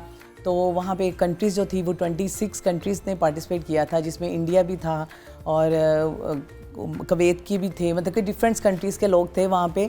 उसमें हम लोगों ने अल्हम्दुलिल्लाह हमारे मेन वुमेन दोनों ने पार्टिसिपेट किया, और उसमें मैंने अपना बेस्ट दिया था। जो मेरी ट्रेनिंग चल रही थी पाकिस्तान में, मेरा 156 का रिकॉर्ड था। तो मैंने अपना ही रिकॉर्ड अल्हम्दुलिल्लाह बेस्ट करके सिल्वर मेडल लिया। मैंने 159 वहाँ पे वेट लिफ्ट किया था। तो उसमें अल्हम्दुलिल्लाह मैंने बहुत अच्छी मेरी फाइट गई थी। आई एम ग्लैड कि आपका बहुत ज़बरदस्त एक्सपीरियंस रहा। नादिया भी हमारे साथ मौजूद है। नादिया ने भी बड़ा अच्छा अपना जो के लिए डेब्यू किया है internationally. So how does it feel Nadia, कैसा लगा, चैम्पियनशिप कैसी थी? थोड़ा सा अपनी वेट कैटेगरी के हवाले से भी बताएं। जी जी, मुझे माशाल्लाह से बहुत अच्छा लगा। मैंने जो अपना दी बेस्ट दिया है, मेरा उतना टोटल वहाँ पे गया नहीं था जितना मैंने अपना दी बेस्ट देख कर आई हूँ। और अल्लाह ताला का ये बड़ा एहसान है कि अल्लाह ताला ने मुझे जो बेस्ट लिफ्टर का अवार्ड दिया है वो मेरे लिए बहुत खुशी की बात है। और इनफैक्ट उसी दिन ही मेरी बर्थडे थी और मुझे लगा कि ये अल्लाह ताला की तरफ से जो है ना मुझे गिफ्ट मिल गया है। और बहुत अच्छा हमारा एक्सपीरियंस रहा माशाल्लाह से। और जब हम अपना फ्लैग ऊपर देखते थे तो हमें बहुत खुशी महसूस होती थी कि हमने भी पाकिस्तान के लिए, अपने वतन के लिए कुछ किया है। और शुक्र है अल्लाह का कि जितने भी हमें कामयाबी मिली। और ये ज़्यादा से ज़्यादा मैं इस बात को बताना चाहूँगी कि जब वहाँ पे कोई लोग देखते थे कि हम पाकिस्तानी हैं, और उन्होंने इस चीज़ को हमें बहुत सराहा कि हम लोग पाकिस्तान से बिलोंग करते हैं, और फिर उसी तरह से हमें इतनी रिस्पेक्ट मिली माशाल्लाह से, तो हमें इस चीज़ की भी काफ़ी ज़्यादा खुशी है। क्या बात है, बेहतरीन। तो नादिया आप कब से कर रही हैं वेट लिफ्टिंग? मैंने 2013 से शुरू की थी और अनबीटन अल्हम्दुलिल्लाह मैं गोल्ड मेडलिस्ट हूँ। क्या बात है। और ये मेरा जो है 2nd मेडल है इंटरनेशनल 2nd मेडल है। अच्छा मुझे बताएं नीलम, आप तो बहुत अरसे से वेट लिफ्टिंग कर रही हैं, जैसे भी नादिया ने 2013 से शुरू किया, आप भी आई एम श्योर कि स्टार्टिंग ही 2013 से कर रही है। तो मुझे ये बताएं कि अभी ओवर टाइम क्या आपने इंटरेस्ट देखा है लड़कियों का, ज़्यादा आ रही हैं वेट लिफ्टिंग की तरफ? और since it's a very difficult sport, आपकी फ़िटनेस और फिर ज़ाहिर खातून से एक टैबू एसोसिएट है कि हम ज़्यादा वज़न नहीं उठा सकते, तो आप तो करते ही वेट लिफ्टिंग है। जी बिल्कुल, ये मैंने ना 2-3 इंटरव्यूज़ में पहले भी ये कॉन्सेप्ट क्लियर किया है कि वेट लिफ्टिंग में पहले तो जो भी कोई सुनता था वो कहता था पहले तो ये मर्दों वाली गेम है, ये तो लड़कियां कर ही नहीं सकती। पर हम लोगों ने ये चीज़ साबित की है कि हम लोग लड़कियां होकर अगर पार्टिसिपेट कर रहे हैं, इवेंट्स भी खेल रहे हैं, तो ऐसा कोई इशू नहीं है। कोई कमेंट्स मिलते थे कि इसमें हाइट छोटी रह जाती है, फिर लेडीज़ के लिए इश्यूज आते थे कि उनके लिए फ़िज़िकली जो है वो काफ़ी ज़्यादा इंटरनल प्रॉब्लम्स हो जाती हैं, पर मैंने ये क्लियर किया था ऐसा कुछ भी नहीं है। तो ये जब 2-3 इंटरव्यूज़ के बाद लोगों ने जब सुना तो अल्हम्दुलिल्लाह अब माशाल्लाह से हमारी वुमेंस की तादाद बढ़ गई हुई है, ठीक है। तो हम लोग माशाल्लाह लड़कों के शाना बशाना काम कर रहे हैं और उनसे मतलब कि अच्छा हम लोग अपनी फील्ड में रहकर हम लोग बेस्ट टोटल दे रहे हैं। तो अब लड़कियों की तादाद बहुत ज़्यादा हो गई है, बहुत ज़्यादा लोगों का इंटरेस्ट हो गया है। ऐसे जगहों पे भी अगर देखा जाए सूबे पंजाब से हट के भी डिफरेंट सूबों में भी अब लड़कियां जो हैं वो पार्टिसिपेट कर रही हैं और वो नेशनल में आती हैं परफॉर्म करने के लिए।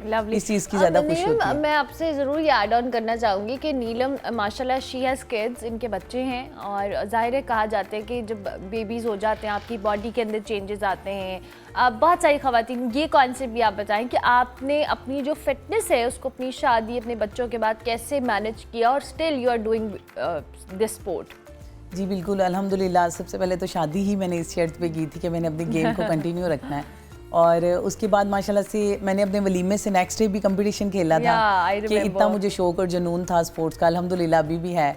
और माशाल्लाह से मेरी बेटी और एक बेटा है, तो बेटी के बाद मैंने जब कंपटीशन खेला जो मेरा शादी से पहले टोटल था मैंने उससे भी अच्छा परफॉर्म किया और ये चीज़ साबित की कि ज़रूरी नहीं है कि अगर आपकी शादी हो गई है तो आपकी लाइफ ख़त्म हो गई है, आप अपने गोल जो आपके हैं वो आप अचीव नहीं कर सकते। ये मैंने चीज़ साबित करके दिखाई है कि अल्हम्दुलिल्लाह मैरिड होने के बाद भी मैंने अपने गोल को वैसे ही मेंटेन रखा, बल्कि मज़ीद मैंने अपने आप में और अपने वेट में बेहतरी लेकर आई। तो माशाल्लाह से अब मेरा बेटा भी है, तो बेटे के बाद भी मैंने अल्हम्दुलिल्लाह कंपटीशन नेशनल्स भी 2 खेली हैं, पावर लिफ्टिंग की भी और वेट लिफ्टिंग की भी। और उसके बाद अब ये रिसेंटली जो इवेंट्स हुए इंटरनेशनल, इसमें भी अल्हम्दुलिल्लाह सिल्वर मेडल लेकर आई हूँ और इंशाल्लाह ताला नेक्स्ट जो भी इवेंट्स होंगे उनमें मज़ीद बेस्ट दूंगी। और ये लड़कियों को भी मैसेज देती हूँ कि ये आप माइंड से निकाल दें, या जो लोग आपको कहते हैं कि शादी के बाद आपकी जो है वो सारे गोल ख़त्म हो जाते हैं, आप इनको मेंटेन रखें। ठीक है नादिया, आप मुझे बताएं आप अपनी फिटनेस के लिए क्या करती हैं? ज़ाहिर है अपने आप को फिट रखना बहुत ज़रूरी है, आपकी डाइट, आपका लाइफस्टाइल, आपकी एक्सरसाइज, आपकी रूटीन। अल्हम्दुलिल्लाह मैं भी मैरिड हूँ और मेरा एक 7 ईयर का बेटा है माशाल्लाह। तो मैं इस चीज़ को कहती हूँ कि जो लोग कहते हैं ना कि शादी के बाद स्पोर्ट्स आपकी ख़त्म हो जाती है, तो बल्कि आपके जो हस्बैंड लाइक का हम लोगों के जैसे हस्बैंड हैं उन्होंने हमें जितना सपोर्ट किया ना, और हमारी गेम मुझे लगा ज़्यादा अच्छी हो गई है। क्या बात है। पहले फैमिली करती थी, फिर इन लॉज अल्हम्दुलिल्लाह ऐसे मिल गए कि जो हम लोगों को काफ़ी ज़्यादा सपोर्ट करते हैं और हम अब अपने ये हमारी मेडल्स हमारी इस चीज़ की जाहिर है कि वो बता रहे हैं कि हम अल्हम्दुलिल्लाह वैसे के वैसे ही अपने गेम में अभी इन है। तो आप अपनी फिटनेस के लिए क्या करती हैं? हम अपनी फिटनेस के लिए नॉर्मल लेडीज़ की तरह से हट के अपना डाइट को करते हैं, क्योंकि हम लोगों को मालूम है कि हमने अपनी अपनी कैटेगरीज में जैसे कि क्या आपका प्लान क्या है, थोड़ा सा हमें बताएं। जैसे कि हम लोगों को ये जंक फूड्स वगैरह हम ज़्यादा नहीं कर सकते, हम राइस वगैरह ज़्यादा नहीं खा सकते, क्योंकि अगर मुझे अपना बॉडी वेट मेंटेन रखना है तो मुझे इन चीज़ों से अवॉइड करना पड़ेगा। फिर मुझे थोड़ी सी डाइट अपनी नॉर्मली रखनी पड़ेगी, लाइक कुछ वो कहते हैं ना कि आप लोग मटन ले लिया, फिश ले लिया बगैर किसी रोटी वगैरह के, हम उसको इस तरह से मैनेज करते हैं। प्रोटीन ज़्यादा ले लेते हैं, प्रोटीन ज़्यादा लेते हैं, ऑयली चीज़ें जो है वो बिल्कुल स्टॉप कर देते हैं, वो हमारे लिए जो है बेहतर नहीं है। नहीं, पराठे नहीं खाते, पराठे नाम की चीज़ भी हमने अपनी लाइफ से ख़त्म कर दी। पराठे ना मुझे तो नाश्ते में मतलब मोस्ट ऑफ द टाइम तो मैं नहीं इस तरह से करती, क्योंकि हम लोग अपनी गेम को कंटिन्यू रखते हैं, हम लोग एक्सरसाइज ज़्यादा करते हैं, तो हम लोग सिर्फ ये नहीं कि वेट लिफ्टिंग करते हैं। लास्ट टाइम पराठा कब खाया था ये? लास्ट टाइम नहीं याद है, इतना टाइम हो गया। नहीं ऐसा भी नहीं है, ऐसा भी नहीं, मैं नहीं खाती। जी जब हमारा इनका भी थोड़ा सा अगर वेट कम हो जाए तो ये डेफिनेटली इस तरह की चीज़ें यूज़ करेंगे। हम लोग पराठा खा लिया, कुछ राइस वगैरह खा लिए पर्सनली तौर पे। हाँ जी, और अगर हमारा बॉडी वेट वैसे मेंटेन है तो अगर दिल कर रहा खाने को, जाहिर सी बात है अब भी हमारा भी दिल है, मतलब इंसान है, हाँ जी, पराठे का दिल नहीं करता, नहीं हम तो खा लेते हैं। तो फिर इसका मतलब ये होता है फिर हम अपनी फिटनेस में 2-3 घंटे ऊपर दे देते हैं کہ अच्छा, ٹھیک ہے कैलोरीज बर्न करते हैं हाँ जी बस तो फिर ये जंक फूड भी नहीं खाते जंक पिज्जा खाते हैं लेकिन ट्रेनिंग ज़्यादा कर लेते हैं ना फिर हम अच्छा, ताकि नहीं, वो उसको मैं बर्न कर लें। encourage नहीं कर रही, that's like out of curiosity मेरा क्वेश्चन है कि कैसे आपके अंदर इतना मीठा मुझे पता है, मेरी डाइट्स पे अब ज़्यादा फोकस करूंगी कि मीठा आप लोग शौक से खाते हो, अगर किसी का स्वीट मैं मीठा नहीं खाती ज़्यादा और शौक आप से। मीठा मैं भी इतने शौक से नहीं खाती, बस कभी कभार सुन्नत के तौर पे जो है ना वो खाने के बाद हाँ थोड़ा जी। सा टेस्ट कर लिया, अदरवाइज इतना शौक नहीं है। और मीठा जो है वो ज़्यादा जल्दी जो है वो वेट को बढ़ाता है, तो इस चीज़ों से ज़रा अवॉइड करते हैं क्योंकि बाद में अगर वेट बढ़ जाए तो कम भी हम नहीं करना होता है, तो इसलिए हम लोग मेंटेन करके चलते भाई हैं। बड़ा सेल्फ कंट्रोल चाहिए, स्पोर्ट्समैन बनना आसान कोई नहीं है। मैं बताऊँ, मैं तो अभी टीवी की वजह से we had to you know control, otherwise मेरे तो बस चलिए मैं पराठे और उससे कम बात बस हमने भी फिर गेम की वजह से ही हाँ कंट्रोल देखो समझ यही लिया। बस हमारा अपना अपना प्रोफेशन है, हम क्या करें। अच्छा जी, मैं बहुत खुश हूँ कि आप जैसी ख़वातीन हर लिहाज से रोल मॉडल हैं। आप अपनी शादीशुदा ज़िंदगियों के साथ, अपनी पर्सनल लाइफ के साथ, अपनी स्पोर्ट्स को मैनेज कर रही हैं। इन द एंड हमारे प्लेटफॉर्म से नादिया कोई मैसेज, बहुत सारी यंग बच्चियाँ आपको देख रही हैं, देना चाहें? एनीथिंग यू वांट टू से? जी मैं बिल्कुल यही मैसेज देना चाहती हूँ अपनी जो न्यू जनरेशन्स हैं कि आप लोगों को जो है सेल्फ डिपेंड होना चाहिए। ये वो पुरानी बातें चली गई हैं कि घर में ही औरतें रह जाती हैं और बस शादी होगी और बच्चे होंगे, ऐसा कुछ भी नहीं है।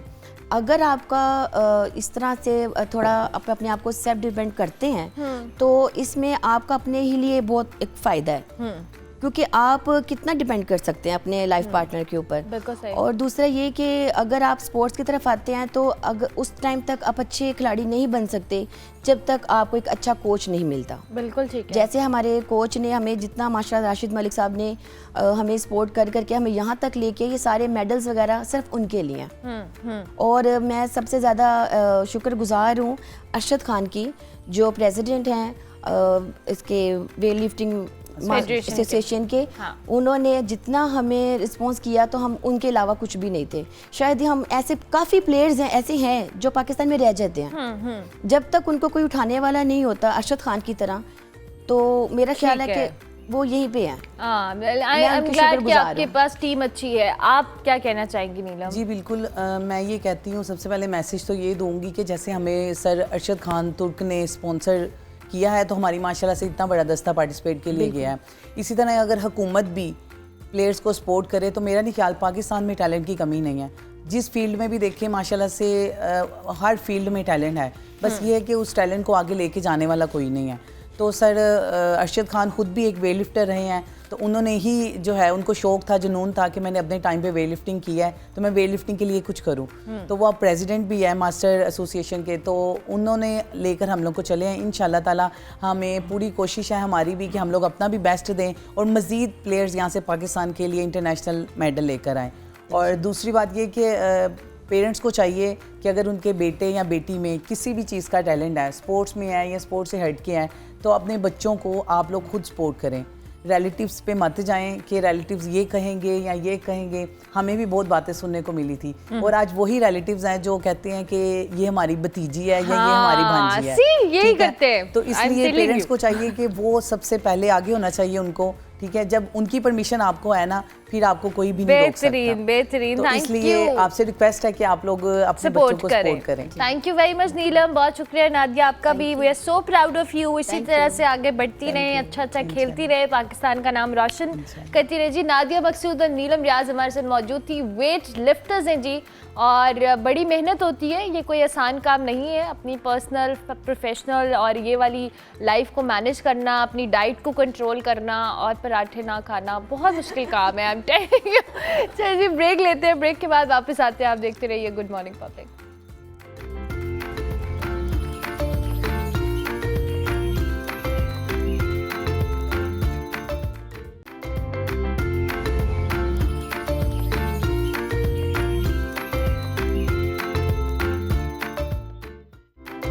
Welcome back to good morning public जी। ब्रेक के बाद वापस आ गए। पाकिस्तान में जो हेल्थ रिलेटेड इश्यूज़ हैं, हम इस पे बार बार बात करते हैं, लेकिन एक बड़ा इंपॉर्टेंट टॉपिक है जिस पे ہمیں بہت زیادہ بات کرنے کی ضرورت ہے اور جس کو ہم عموماً نظر انداز کر دیتے ہیں.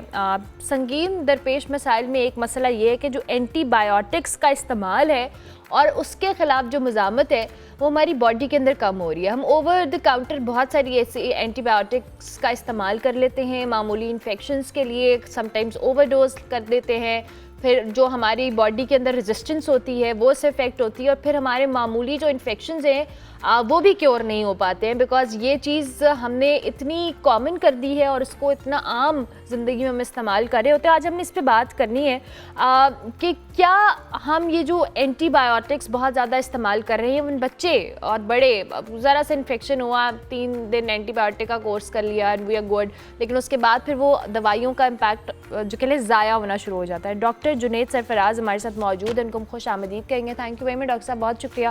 ڈاکٹر صاحب پہلے تو ہمیں ذرا AMR کے حوالے سے تھوڑا سا ڈیفائن کیجیے گا, اور یہ جو اینٹی بائیوٹکس کا استعمال ہے جتنا یہ میجر ایشو ہے, کیا ہم اس کو اتنا میجر سمجھ رہے ہیں؟ دیکھیں, پاکستانی سوسائٹی کا ایک المیہ ہے کہ ہم جس چیز کی طرف چلتے ہیں نا, ہم ایکسیس میں چلے جاتے ہیں فرسٹ آف آل. اب اینٹی بائیوٹک ریزسٹنس یہ لیسٹ ٹاکیٹیو ایک ایسا ٹاپک ہے جو ہماری سوسائٹی میں ڈسکس ہی نہیں ہوا ہے. میں کوشش کروں گا کہ ایک لیم اینڈ ٹرمنالوجیز یوز کروں اور بالکل پبلک اویئرنیس کے لیے ایسی زبان استعمال کریں لوگوں تک میکسیمم ہمارا میسیج پہنچے. بالکل ٹھیک. اب آپ ایک بات ذہن میں رکھیں کہ بیکٹیریا ہو یا وائرس ہو یا فنگس فنگائی کچھ بھی ہوں, یہ سب جاندار ہیں. جس طرح ہم لوگ زندہ ہیں, ہیومن بینگ ہیں, یہ لوگ بھی اللہ کی مخلوق ہیں.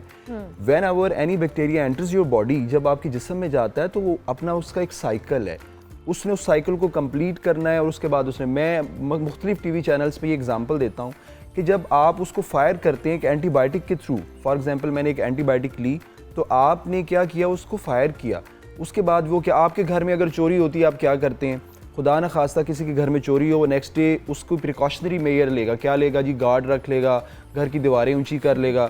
تو the same way bacteria act, وہ اپنی ایک میٹنگ کال کرتے ہیں, بیٹھتے ہیں, وہ پھر کہتے ہیں جی, یہ ایک بڑا فنی وے میں لوگوں کو سمجھانے کی کوشش کر رہے ہیں, تو وہ پھر کیا کرتے ہیں جی, اس کو ہم کس طرح اوور کم کیا جا سکتا ہے اینٹی بائیوٹکس کو. وہ پھر اپنے ارد گرد ڈھال بناتے ہیں. اینٹی بائیوٹک کی ڈفرینٹ میکانزم ہیں, وہ اینٹی بائیوٹک کے اگینسٹ اپنی یا تو جہاں پہ اینٹی بائیوٹک نے ایکٹ کرنا ہے اس ریسیپٹر کو چینج کر لیتے ہیں, یا اپنے ارد گرد ڈھال بنا لیتے ہیں.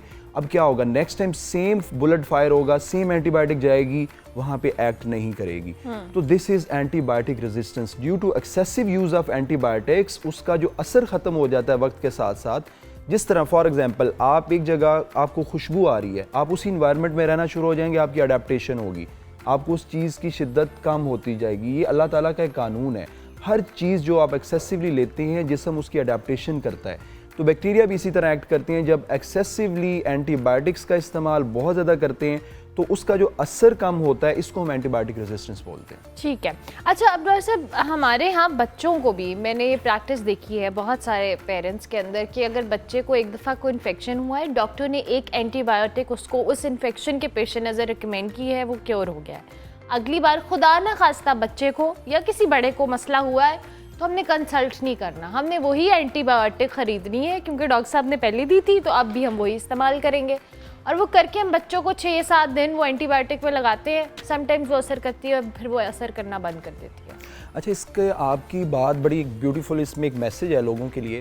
میں اپنے مجھے اس فیلڈ کے اندر کوئی 7-8 سال ہو گئے ہیں. میرا بالکل کریئر کا جب آغاز تھا تو اس میں ایک بڑا المناک واقعہ جو میں آپ لوگوں کے ساتھ بالکل شارٹلی شیئر کرتا ہوں. ایک پیشنٹ ہمارے پاس ٹائیفائڈ کے ساتھ آیا تھا. ٹائیفائڈ یہ ہوتا ہے کہ آنتوں کا بخار ہوتا ہے, آنت اس کی پھٹ گئی تھی, اس میں اس کو ٹائیفائڈ پرفوریشن بولتے ہیں. اس کے بعد ہم پورا پیٹ کھول کے اس کی سرجری کر کے آنت کو ریپیئر کرنا ہوتا ہے.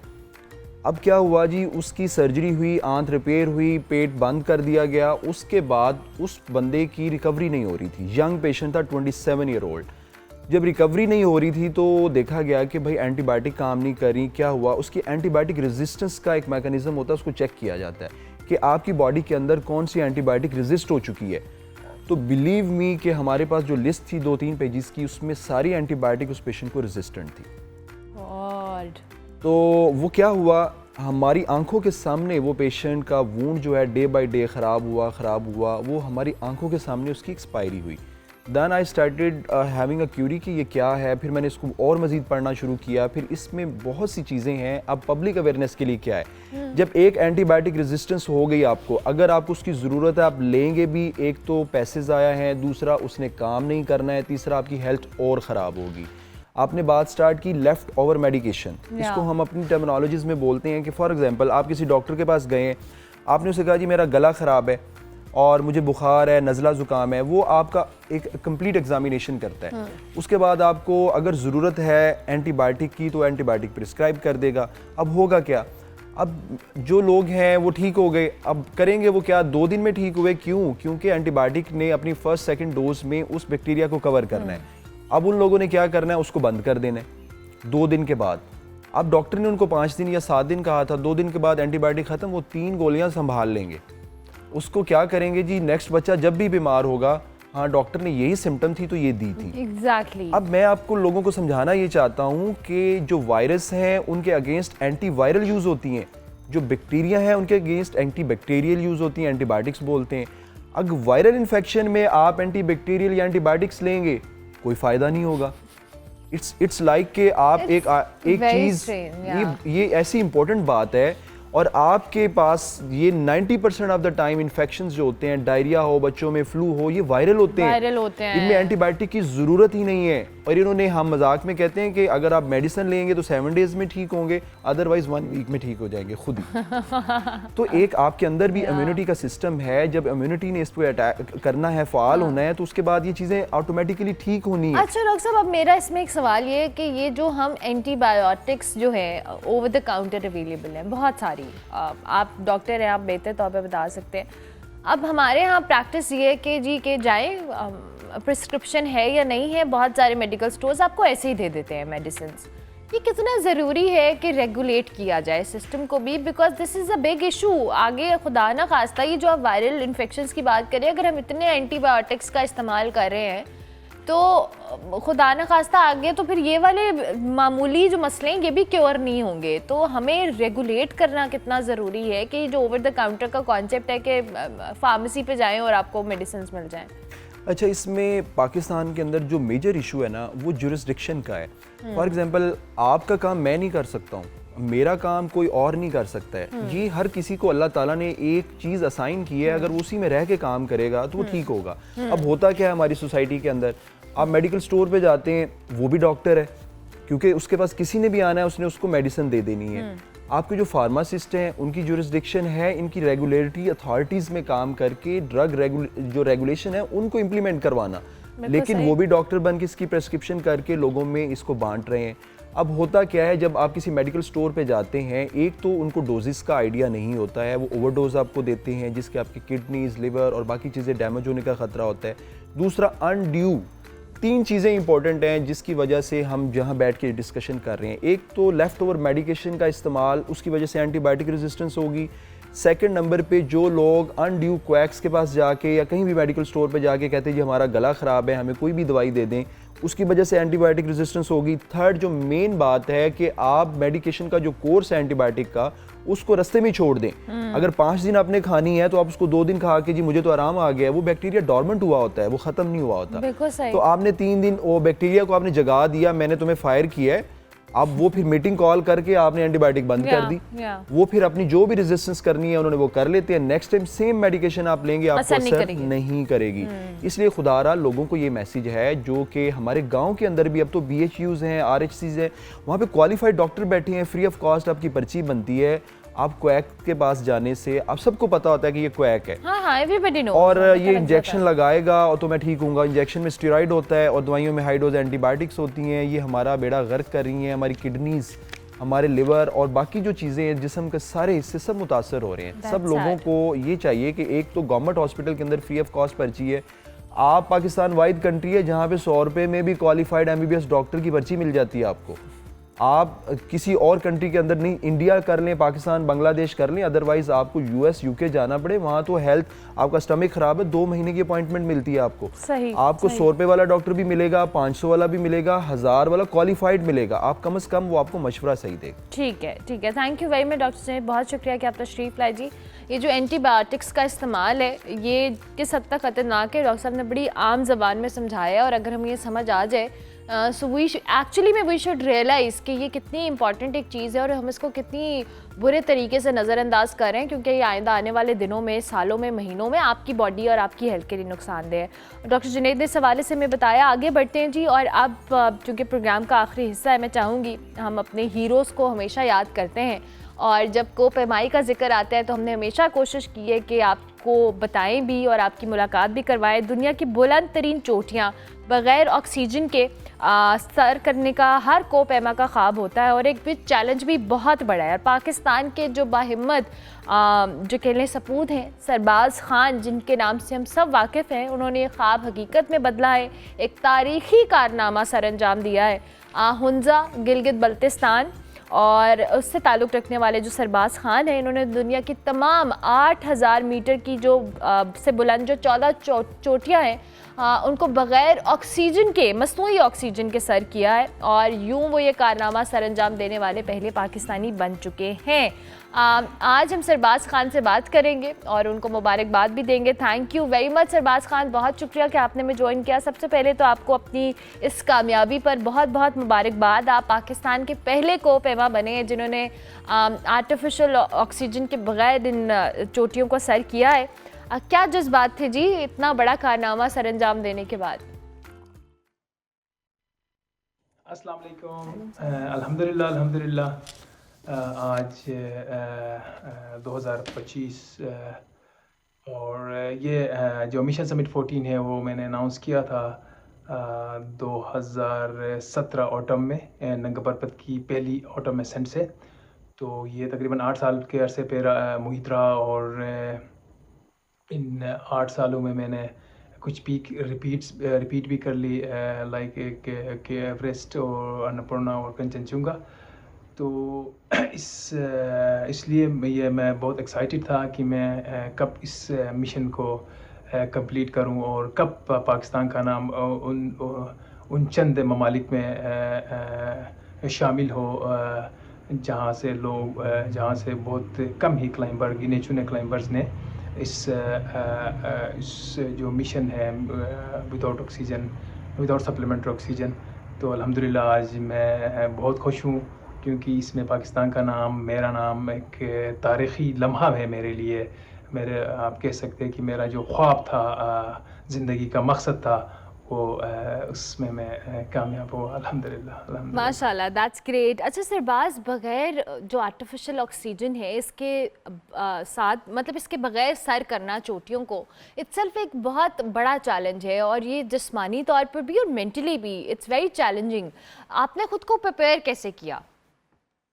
ایک تو میرا تعلق گلگت بلتستان سے ہے, ہنزا سے ہے, تو آلریڈی آپ ایک سرٹن ایلیویشن پہ رہتے ہیں 2200-2300 میٹر پہ, تو اس حساب سے بھی آپ کے باڈی, آپ کے پھیپھڑے اور دل, جو آپ کا آرگنز ہے وہ اس حساب سے بنے ہوئے ہیں اس ہائٹ کے لیے, لیکن اس سرٹن ہائٹ کے لیے بنے ہوئے ہیں.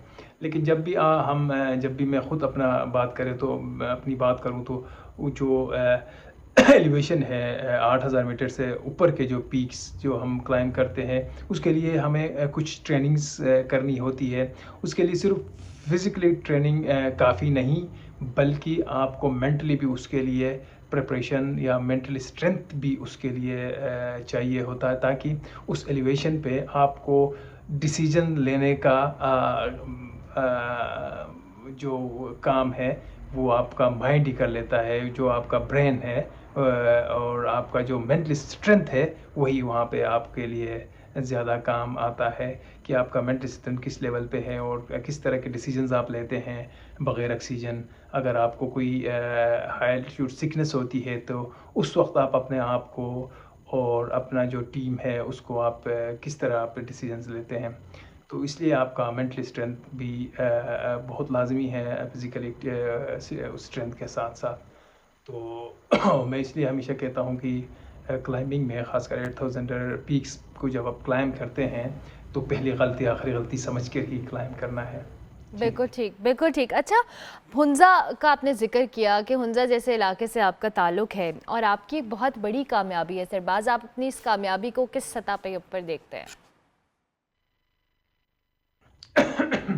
जब भी हमारे मिशंस होते हैं, हमारे एक्सपीडिशंस होते हैं, उसके बाद या उसके दरमियान में भी सोशल मीडिया पे, इंटरनेशनल मीडिया पे गिलगित बल्तिस्तान का नाम, क्योंकि जब सरबाज का नाम, शेरोज़ का नाम, नाइला का नाम, साजिद का नाम आ जाता है, उनके साथ फिर उस मुल्क का नाम, जहाँ से उनका सूबे का नाम, उसका वो जहाँ से ताल्लुक़ रखता है, लाइक लाहौर, सातपारा, हुंज़ा, ये नाम उनके साथ ऐड होते हैं, तो लाज़मी बात है सोशल मीडिया पे ऑटोमेटिकली उन जगहों का हाईलाइट होना और एक मार्केटिंग हो जाती है।